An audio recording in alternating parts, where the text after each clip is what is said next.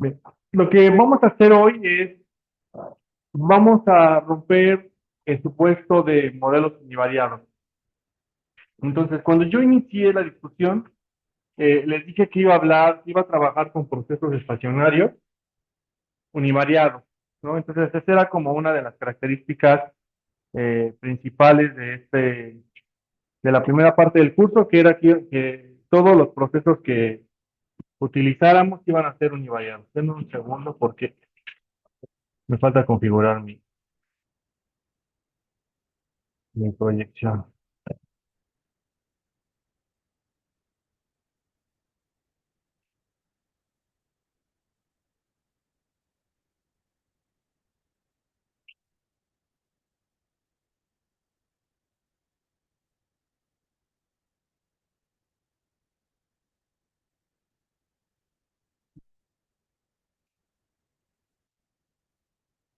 Bien, entonces, lo que dijimos es, vamos a ocupar o nos vamos a ocupar de procesos que sean en estricto sentido univariados, y eso significa que vivíamos en el mundo en el cual eran procesos estocásticos que cumplían con esta característica, y que eran estacionarios, y eso significaba estas tres cosas.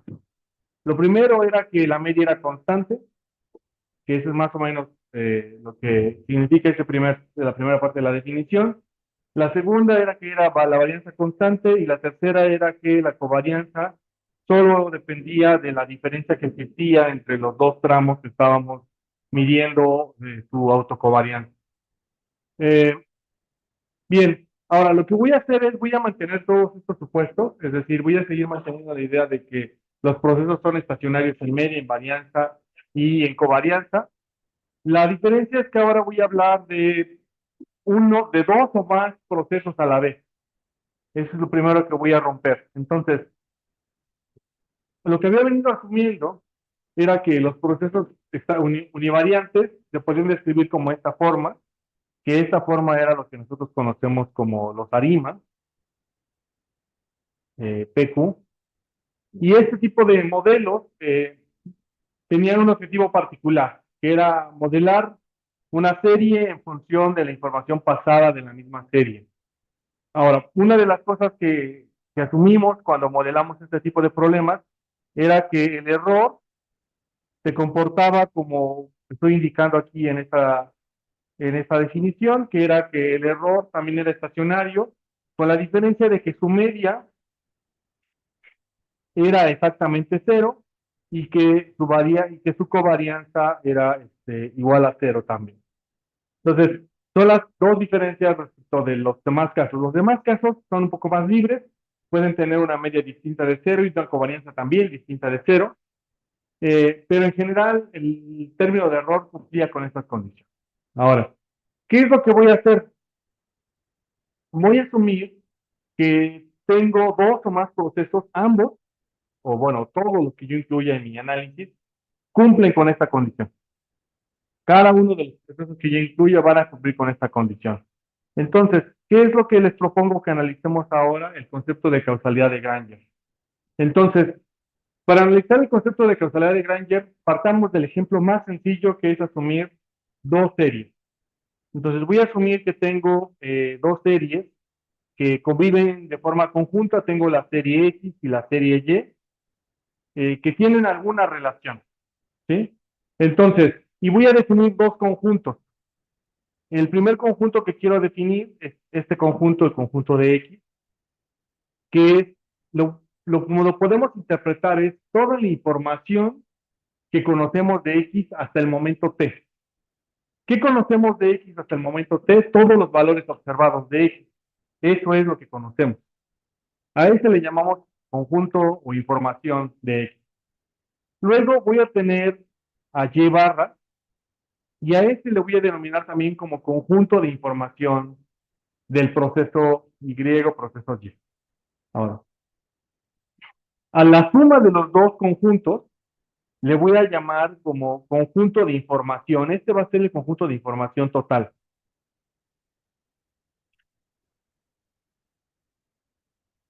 Es decir, contiene tanto la información de X como la de Y. la que haya ocurrido hasta el momento T, ¿vale? ¿Hasta aquí alguna duda con lo que estoy planteando? So- Se pueden usar más, lo estoy llevando al caso más sencillo que es 2, ¿vale? Bien, pero ahorita conversamos de eso, ¿cómo sería para más? ¿Vale? Entonces, dos series, ¿vale? Bien. Ahora, yo voy a definir la causalidad como esta cosa que estoy poniendo aquí.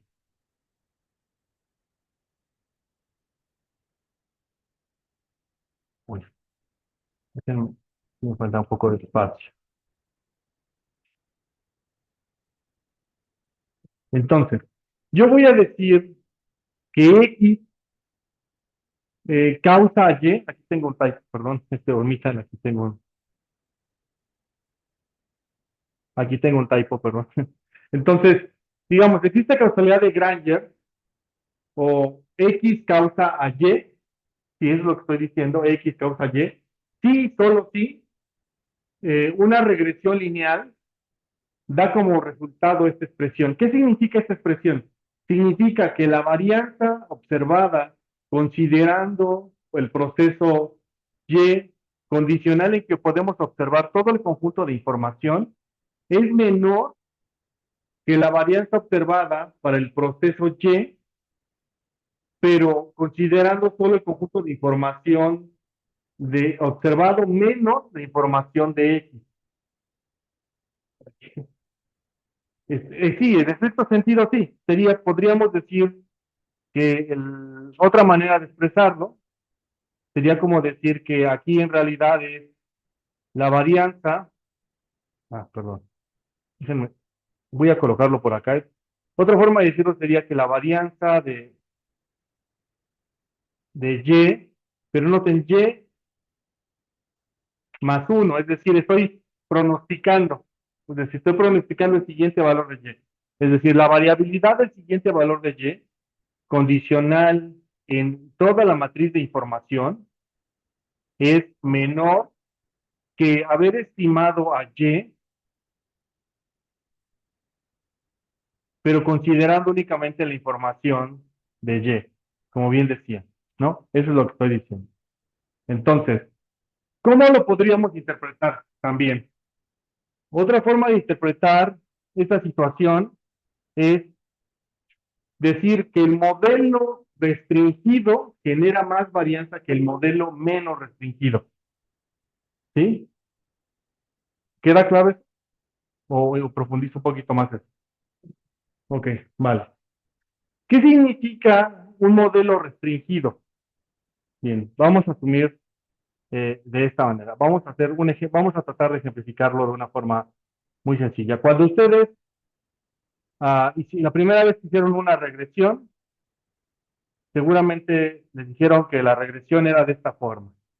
Era una forma de que Y es igual a X por beta más epsilon, ¿sí? Y calculaban la varianza de epsilon como qué cosa, básicamente como la aproximación del error estimado por el error estimado entre n menos k. Esta era nuestra aproximación de la varianza, ¿sí?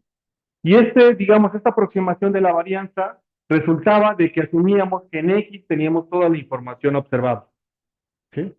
Ahora, supongamos por un momento que a X le quitamos una columna, uno de los regresores. Digamos que tenemos una nueva regresión. Una regresión que va a ser ahora, perdón, aquí fue, Y igual a X, le voy a llamar subíndice 0 por beta más un término de error.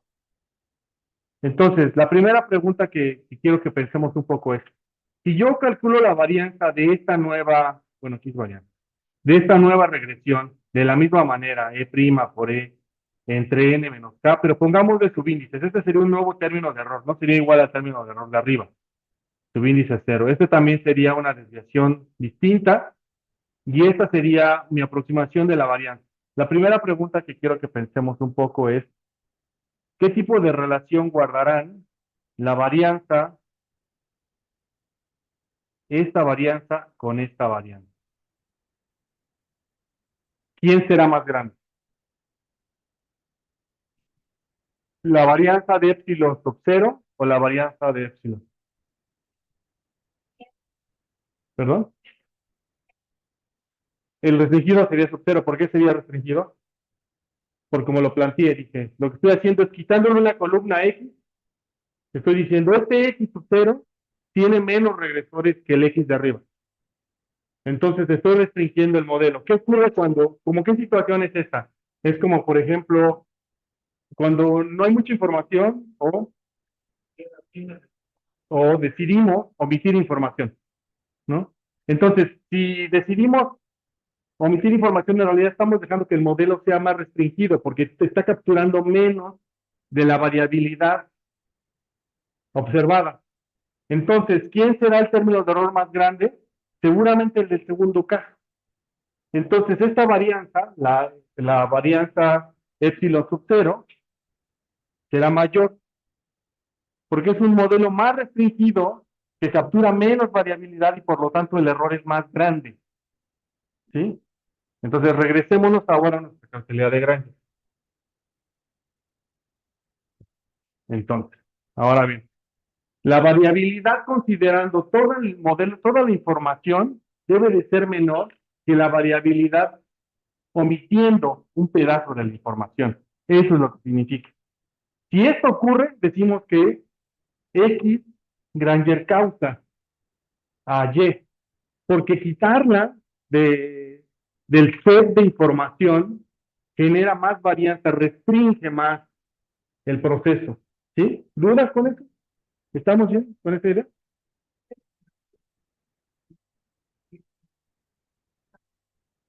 Es decir, el modelo más restringido tiene un error más grande, así piénsalo. El modelo más restringido. Y el modelo menos restringido tiene un error más pequeño. Piénsenlo también de esta manera, si quieren, si me permiten la analogía. Por ejemplo, imaginemos que pudiéramos graficar a X y Y como regresor así, y que tuviéramos una nube de puntos que es más o menos de esta manera. Pero por alguna razón ustedes deciden que el modelo que van a estimar es una recta. Es decir, que esto es igual a Y igual a A0 más B por X. ¿Sí? Eso es lo que deciden. Pero alternativamente podrían utilizar un modelo que tal vez sea de esta forma. ¿Qué tipo de modelo sería ese? Y igual a cero más B por X más C por X cuadrado. ¿Quién es más restringido? La verde, ¿no? ¿Por qué? Porque se ajusta menos a los datos. Entonces genera un error más grande. Es más o menos lo mismo. Lo que estoy haciendo en la causalidad de Granger, si se dan cuenta, la diferencia entre la ecuación azul y la ecuación verde es X al cuadrado.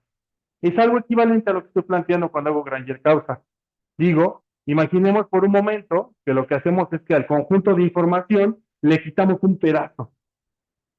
Y con ese pedazo que le quitamos generamos un error más grande. Eso es lo que estoy diciendo. ¿Vale? ¿Dura? ¿Sí? ¿Queda clara la idea? Entonces, podemos plantear lo siguiente. Estos son los posibles casos. El primer caso es el que a lo mejor no nos gustaría que ocurriera y que es que X y Y sean independientes. Es decir, ninguna causa a la otra. Se acabó. El segundo caso es que X causa y eso lo voy a simbolizar con la línea, X causa Y, bueno, con el arrow, con la flecha. Y Y causa X, y voy a decir lo que es Y con la flecha hacia X. O que ambas series se causan, ¿sí? Sería también un caso. Son los cuatro casos posibles, ¿vale? ¿Dudas con eso? ¿No? Ahora, ¿cómo lo implementamos, no? Porque esa es la pregunta, ¿no? ¿Qué significa hacer eso, no? Hacer causalidad de Grant. Bueno, en términos sencillos significa resolver esta regresión. Observen, descompongamos un poco esta regresión.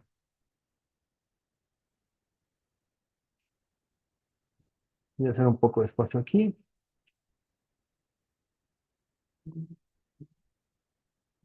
Vale. Lo que estoy diciendo es que la regresión Y es igual a alfa cero, una constante, ¿vale? Más esta parte, vamos a desarrollar un poco esta suma. Esta suma es simplemente A11 subíndice 1 por Y T menos 1 más A11 supraíndice 2 por Y T menos 2, así más, puntitos más A11 subíndice K, supraíndice K, perdón, YT menos K.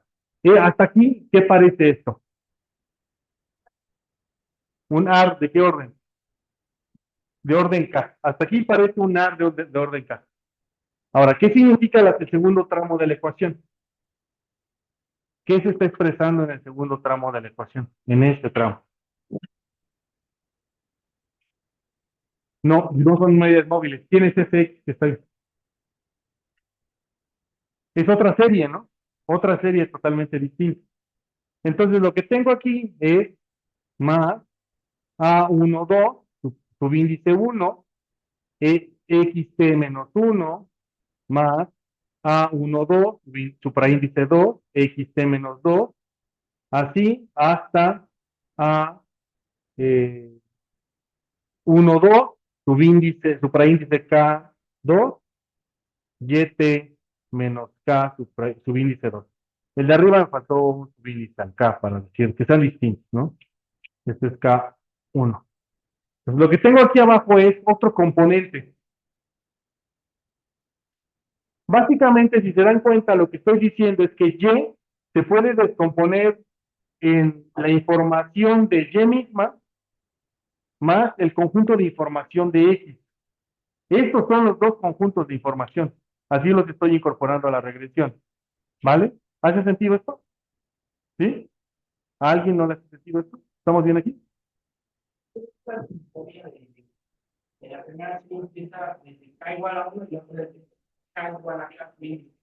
Porque puede iniciar en cualquier cosa, pero por solo por diferenciarlos y K subíndice 0, en este caso yo estoy asumiendo que empieza en 1. O sea, K0 es igual a 1, es lo que estoy diciendo, ¿no? Pero en realidad podría iniciar en cualquier otro valor, ¿sí? Ahí esto es, más bien lo que está expresando es que Y está siendo explicada tanto por su información misma como por la información de otra serie, ¿sí? Más un término de error. Más, lo único que me falta aquí es un término de error, ¿no? Más U1T, ¿vale? Bien, ahora, ¿me creen si les digo que este que tengo expresado hoy es el modelo no restringido? ¿Sí me creen en eso o no?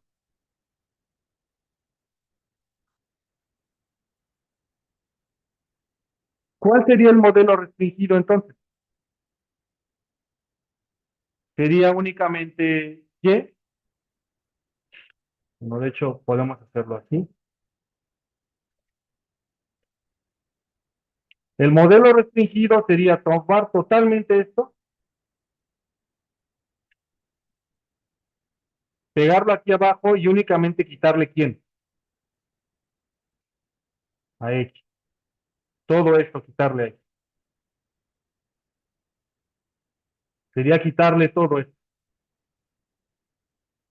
Bueno, esto ahorita justo es.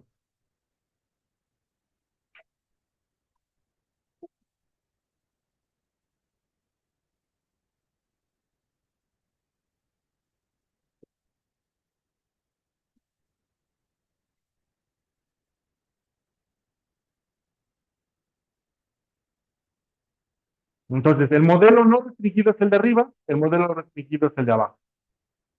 Entonces, aquí ya tiene un poco más de sentido pensar que el que va a generar más variabilidad es el de abajo.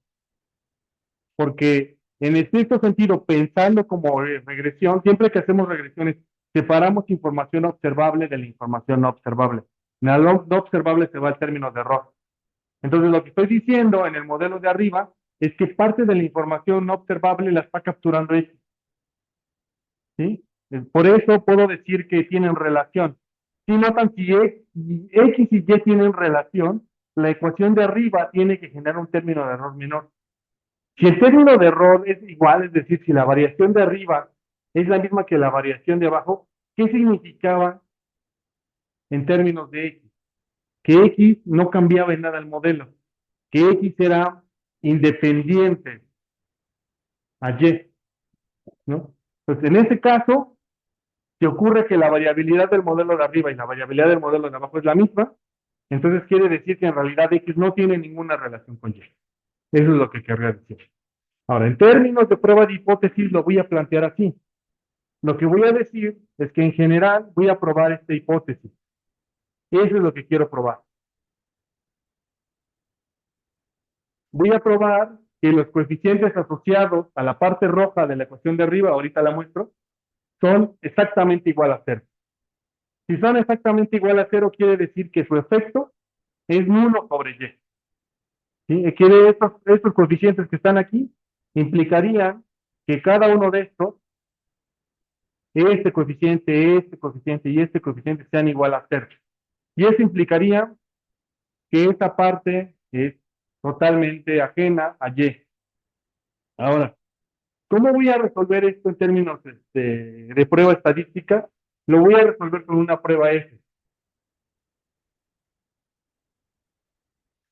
¿Alguien recuerda por qué a la prueba F le decimos prueba global? En el análisis de regresión, ¿por qué a F le decimos prueba global? ¿Por qué le decíamos prueba global? ¿Alguien recuerda? Por la suma de todos los, porque decíamos que todos los coeficientes en conjunto eran igual a cero, ¿no? Entonces esta prueba F va a estar asociada con esa hipótesis. Lo que va a hacer es mostrar si todos esos coeficientes son en conjunto igual a cero. Entonces, ¿cómo voy a formular esta prueba F? Una F resulta de la división de dos chi cuadrados. ¿Quiénes son las únicas dos chi cuadradas que tengo aquí? Son las varianzas. Entonces, lo que voy a hacer es probar la varianza del modelo restringido, la voy a comparar contra la varianza del modelo no restringido, y aquí ya lo único que tengo que probar es varias cosas.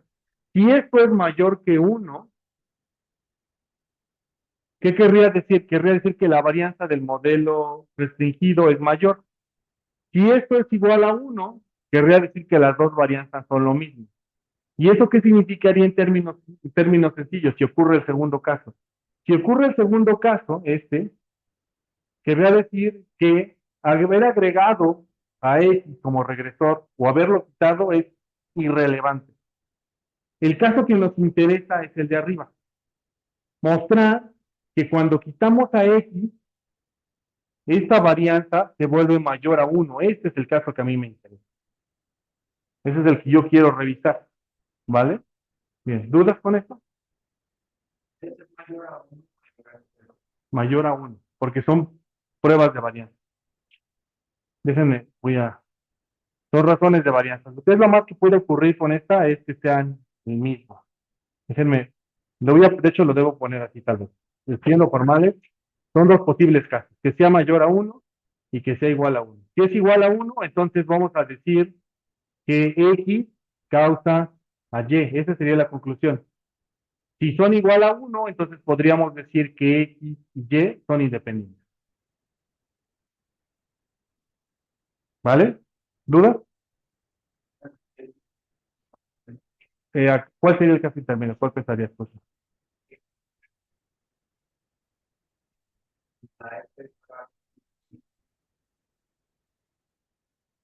Que la F salga a punto 5, eso implicaría que la de... Ajá. Que la varianza del modelo restringido sea más pequeña. Pero eso no podría ser, porque el modelo restringido por definición genera una varianza más grande siempre. Mayor o igual que la varianza del modelo no restringido. No puede ser de otra manera. ¿Sí? Bien. ¿Dudas hasta este punto? Vamos a ver reimplementar.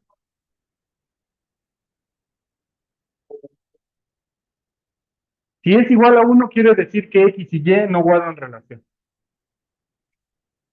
Más bien que X no guarda relación con Y. Tendríamos que probar hacer la otra regresión. Noten que hacer la relación inversa implica simplemente sustituir en la ecuación a X por Y y a Y por X. Es decir, puedo hacer la causalidad inversa. Esta es probar la causalidad de que X causa Y. ¿Cómo probaría yo que Y causa X? Sustituyo a Y por X y a X por Y y haría el otro caso. Y simplemente se cambia, ¿vale?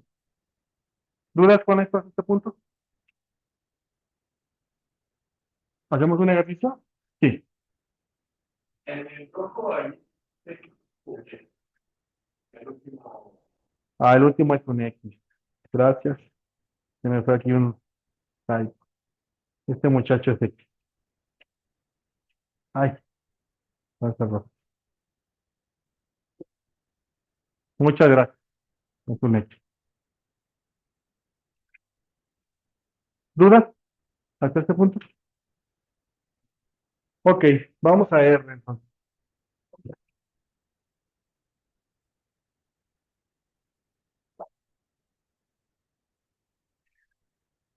Entonces, en R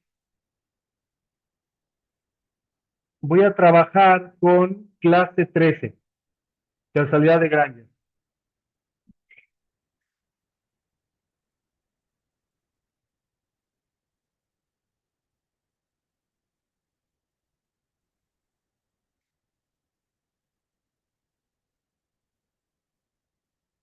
¿Me confirman los de atrás y ahí se ve? Ok, vale.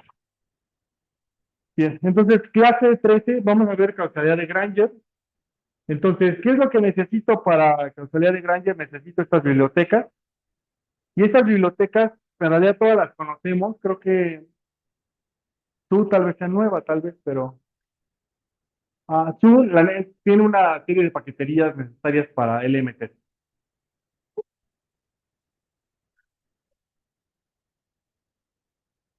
Vale, bien. Entonces, perdón, es para hacer pruebas de hipótesis sobre regresión. Ahorita vamos a hacer esto.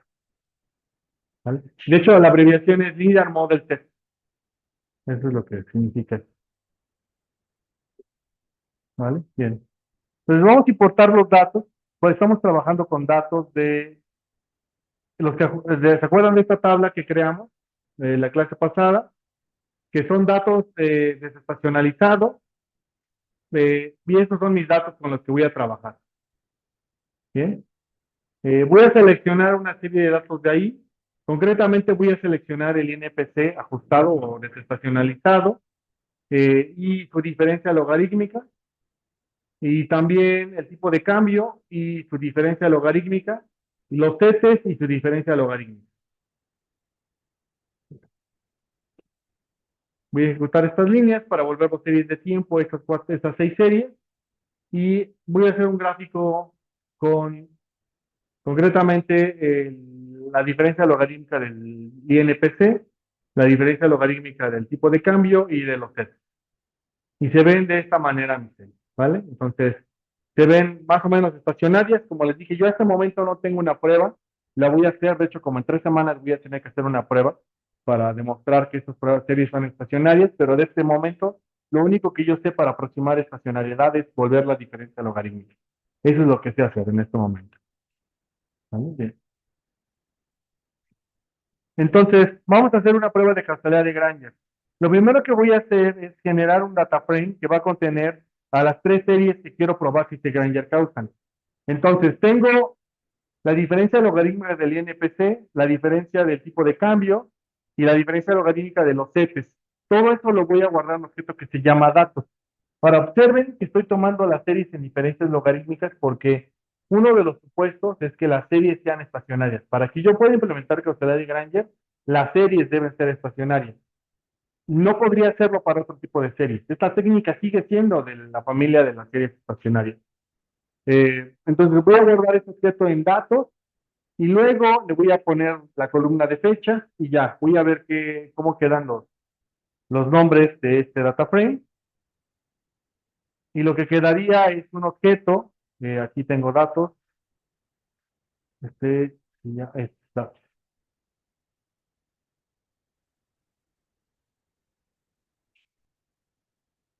Y ahí estarían mis series, ¿no? Las que tengo um, las que están en diferencias logarítmicas, ¿vale? Mensuales, desde febrero de 2000 hasta 2023. Bien. ¿Dudas con esto que estoy haciendo aquí? ¿Vamos bien? Ok, vale. Bien. Ahora, implementemos una causalidad de Granger. La primera pregunta que probablemente debe aparecer es, ¿cuántos rezagos incorporo en la ecuación para hacer una causalidad de Granger? Es decir, si me voy aquí a mi ecuación, a la que estaba yo planteando, una de las preguntas que debo tener es, ¿cuánto vale K1 y cuánto vale K2? ¿O cuántos rezagos incorporo en Y y cuántos rezagos incorporo en X? ¿Sí? En realidad no hay una respuesta como tal para esta situación.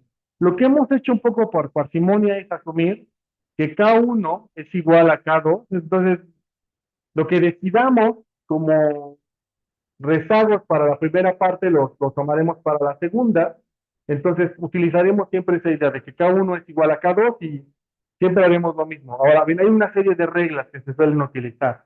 Normalmente cuando nuestras series son mensuales, tratamos de probar diferentes números de rezagos, probando diferentes situaciones, como por ejemplo, probando 2, 4, 6, así hasta un máximo de 12, para probar como un máximo de que hay una relación hasta un año atrás.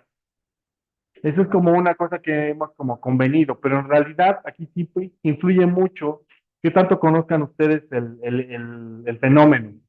Entonces, en el caso de las series trimestrales, probablemente la mejor técnica sería ocupar uno, dos, tres y cuatro y ya no puedes hacer más porque tal vez sí, tal vez hasta seis, pero eso implicaría pensar que la serie se relaciona hasta un año y medio hacia atrás, lo cual al menos en economía suena un poco difícil, que las series guarden alguna relación entre ellas hasta pasado más de un año. Bien, entonces voy a ir a R. Y en R, mi recomendación es que sigan esta estrategia. Prueben primero 4, 8, 12 y quizás 12, pues 16, tal vez. Ya, yo creo que es 18 tal vez. Rezagos en el caso de pruebas de series mensuales. Entonces, vamos a hacer Granger Test y veamos que es más o menos intuitiva cómo se implementa la prueba de Granger. Entonces, tengo la función Granger Test y lo que le digo es quiero que pruebes Granger Test, pruebes si la inflación es causada por la tasa de depreciación, ¿sí? Eso es lo que estoy probando ahí. Y el número de rezagos que quiero que ocupe es 4, ¿sí?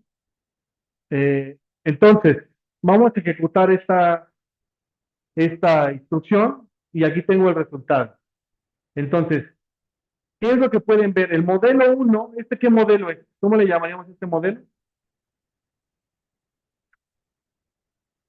El no restringido, ¿vale? Y este es el modelo 2, el modelo restringido. Si nota la diferencia, aquí más o menos queda clara, ¿no? Es decir, lo que es la diferencia entre modelo 1 y modelo 2 es que estoy incorporando como regresores a la variable que quiero averiguar si Granger causa a la primera.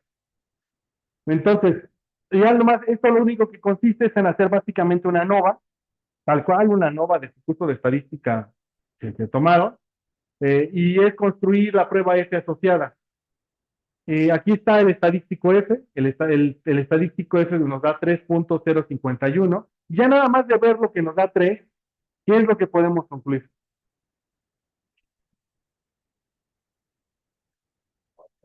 Que sí, ¿no? No, no, al revés, que el tipo de cambio sí afecta en la inflación, ¿no? Porque lo que estoy diciendo es que cuando quito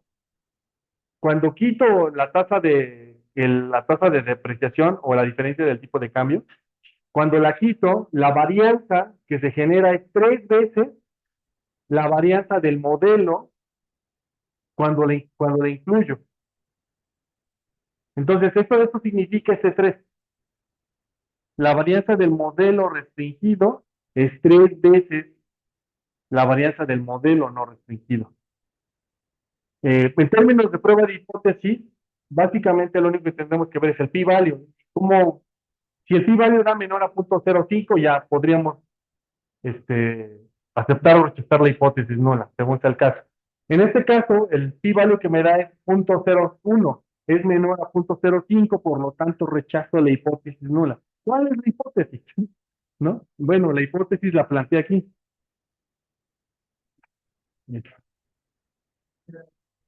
Bueno, esa es la hipótesis, que los coeficientes son igual a cero. Si rechazo esa hipótesis, quiere decir que esos coeficientes no son cero. Quiere decir que en el caso concreto que estoy analizando es que la tasa de depreciación cambiaria sí tiene un efecto sobre la inflación, ¿vale? Pues considerando cuatro rezagos, cuatro rezagos, ¿sí? Entonces, desde aquí, de aquí podríamos ir formando un cuadrito, muy sencillo. Vayamos armándolo, por ejemplo. Entonces, la hipótesis que quiero probar, esa es mi hipótesis de trabajo. Mi hipótesis de trabajo es si la diferencia logarítmica del INPC o la inflación es, es causada por quién, por la diferencia logarítmica del tipo de cambio o la tasa de depreciación cambiaria, ¿no? Esa es mi hipótesis de trabajo. Entonces, para probar esta hipótesis de trabajo, voy a probar diferentes escenarios. Voy a probar diferentes niveles de K, que son el número de rezagos. Voy a probar primero cuatro rezagos y aquí voy a poner el estadístico F. Y aquí voy a poner el p-value, ¿vale? Entonces, el estadístico F, déjenme, voy a hacer un poco más grande este cuadro, a ver si nos caben aquí todos los casos que quiero hacer. Al menos unos 3, 4, probemos 6 y probemos el último caso que sea 8 rezagos. Y vamos rellenando esto, ¿no? Entonces, ¿cuánto me dio este F? Voy a R y me dio 3.05, ¿no? 3.05 y el p-value me dio 0.0173. Entonces, aquí la conclusión es no H0. Bueno, está mal planteado así, perdón, déjenme. No, aquí la conclusión sería, estoy pensando nada mal, perdón. Estoy diciendo que el tipo de cambio sí causa a quién, ¿no? ¿Vale? Entonces, eso es cierto. ¿Sí? Esa sería mi primera conclusión, considerando cuatro restantes. Bien, ahora, vamos a hacer otro caso. ¿Cuál es el otro caso que quiero hacer? Lo mismo, pero ahora el caso inverso. Voy a probar si la inflación causa a la tasa de depreciación cambiaria. Y voy a construir un cuadro similar. Entonces voy a copiar esto solamente por simplicidad, para no repetirlo, porque si no se vuelve... Ah, no, no lo borres. Voy a colocarlo por acá. Y aquí el caso que vamos a probar es otro caso, es el caso inverso. Y el caso inverso es que la tasa de depreciación cambiaria es causada por la tasa de variación del INPC o la inflación. ¿Vale? Esa es la pregunta que queremos responder. Ah, déjenme borrar esto de acá. Y vamos a traer los datos para este cuadro. Y según esto, según lo que nos salió en R, dice que el estadístico F para este caso ay, es 1.34 y el p-value es 0.25.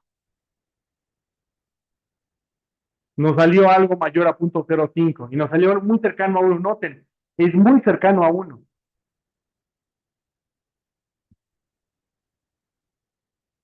Sí, básicamente eso dice. Aquí sí podría decir que hay causalidad, pero ¿a qué nivel? Al 75%. ¿Sí? Sí, sí, sí, por ahí va la idea. ¿Vale? Entonces, pero bueno, no, pero como utilizamos como regla que sea menor a 0.05, entonces lo que puedo concluir ahí es que la tasa de variación del INPC no causa del tipo de cambio. Entonces, no la causa, entonces le voy a poner aquí un pequeño tachecito para decir que esto no ocurre, ¿vale? Eso sería la conclusión de esta estadística, ¿vale? ¿Dudas? Aquí. Entonces, la causalidad va en un sentido, lo cual al menos teóricamente se cubre, ¿cierto? ¿No? Es decir, la economía mexicana es un small open economy, entonces importa inflación, ¿no? Y le importa a través de quién, del tipo de cambio nominal, pero no puede exportar la inflación a la economía grande, abierta, ¿no? En este caso es Estados Unidos, ¿vale? Eso es lo que nos estaría diciendo.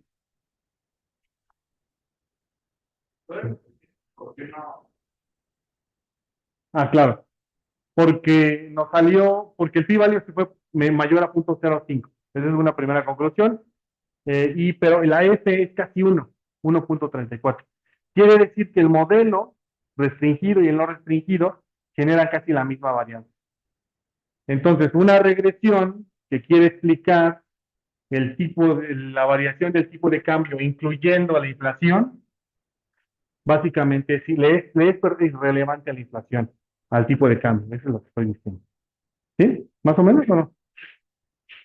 Sí. Hagamos otra más, a ver cómo se va viendo conforme vamos incrementando los rezagos, para ver si la hipótesis se sostiene. ¿Vale? Ahora lo que voy a hacer es, me voy a saltar este caso de los EPEs y me voy a ir a este de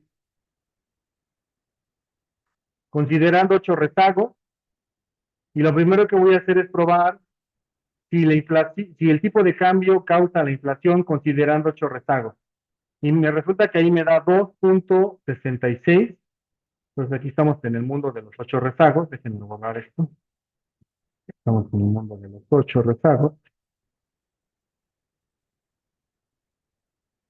8 y me dice que es 2, pero acá, esta sería esta tabla.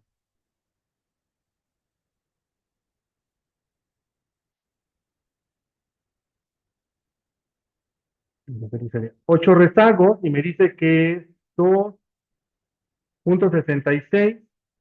Pero estoy utilizando el blanco.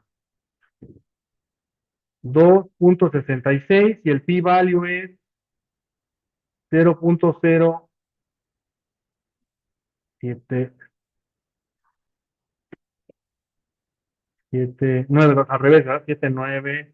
Ay, perdón. Y la conclusión seguiría siendo la misma. La diferencia del tipo de cambio sí causa a las diferencias del INPC. Considerando 8 rezagos, sigue habiendo esa relación. ¿Sí? ¿Todo? ¿Sí? Y el F es más cercano a 1, el p-value se hace más pequeño.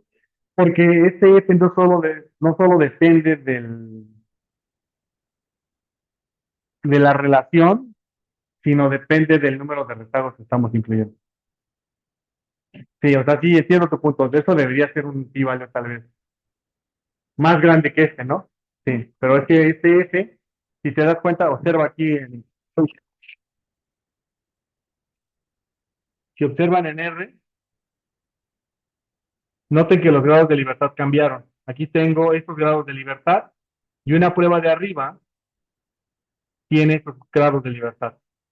Ese cambio de grados de libertad hace que el EF cambie. ¿Va?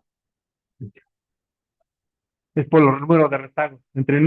O sea, el número de rezagos también castiga al S. Entonces puede ser que el S se acerque a 1 por incluir más rezagos. Porque es como castiga por meterle información de más que no deberías meter. Eso es lo que está haciendo el aquí. Bueno, y veamos un caso más, que sería este caso, que ahora la tasa de depreciación cambiaria es causada por el INPC considerando 8 rezagos, y me sale que la F me salió de 1. Pues básicamente desde ella se ve que no va a salir, ¿no? Considerando 8 rezagos me sale 1.0029, y el p-value me sale 0.43. Entonces se sigue sosteniendo lo mismo, la tasa de variación del INPC, si me pregunto si causa al tipo de cambio, mi conclusión es que esto no ocurre. La causalidad solo va en un sentido, ¿vale? ¿Dudas hasta este punto? ¿Vamos bien aquí? Vale, buenísimo. Bien. Hasta aquí le quiero dejar porque quiero conversar sobre la tarea, pero antes de eso quiero saber si hay más dudas, comentarios.